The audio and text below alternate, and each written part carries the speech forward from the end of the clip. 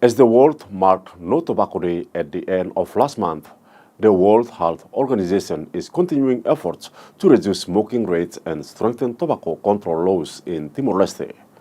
WHO representative to Timor-Leste, Dr. Arvind Mathur, spoke to RTTL World News about the impact of the country's anti-smoking legislation over the past decade and the growing threat of illicit cigarettes. So, Doctor, we have just had World No Tobacco Day. Can you summarize Timor-Leste's tobacco control laws and how they are intended to protect people from the dangers of smoking? Just 31st of May, which is celebrated every year as World No Tobacco Day, and unmasking the appeal, the theme of this year.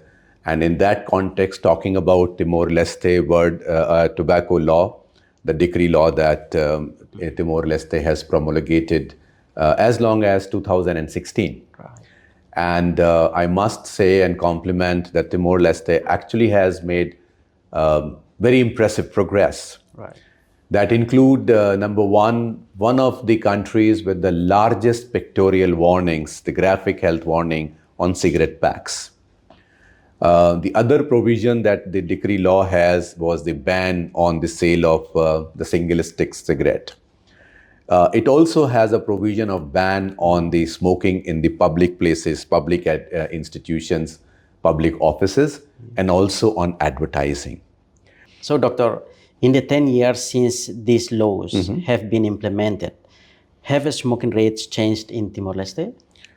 Well, yes and no both. The reason why I'm saying yes and no both, because we see the results of the tobacco control when it's effectively implemented. Right.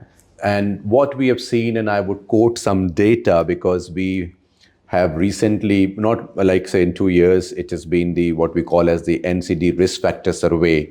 That is the most recent nationwide survey that was being done. And what we have observed that the survey tells us that 60% of the adult use some form of tobacco in Timor-Leste. And tobacco use is very high amongst the male, almost 77% men reported to have the tobacco consumption and around 45% women. Like with the 43% of the adult male reporting smoking and 26% reporting smokeless tobacco. We are talking about also a very high exposure to secondhand smoking. And that secondhand smoking is even more worrisome because the finding says that around 80% of adults are exposed either at home or more than half are exposed at work. That means even you and I are exposed to secondhand smoking. Yeah. It's that big a problem. And if you look at the country, the tobacco consumption actually becomes one of the highest in the world. And it creates a double problem for us because it's a risk factor for many non-communicable diseases, be it high blood pressure, be it a heart problem, be it a stroke, be it cancers. But it is also, like kind of a big challenge when we look at the young people, the students. Yeah. When we were doing the end-line survey for the school health program, what we found that almost like 1 in 5 students have reported having used tobacco. And these are very young students that I'm talking about. So, Doctor, we found that there is a growing number of illicit cigarettes in the country. What are the dangers of illicit cigarettes? See, one of the immediate danger of the illicit cigarette or any tobacco product is that that cigarette or that tobacco product will be available at a much cheaper price than the legally available product.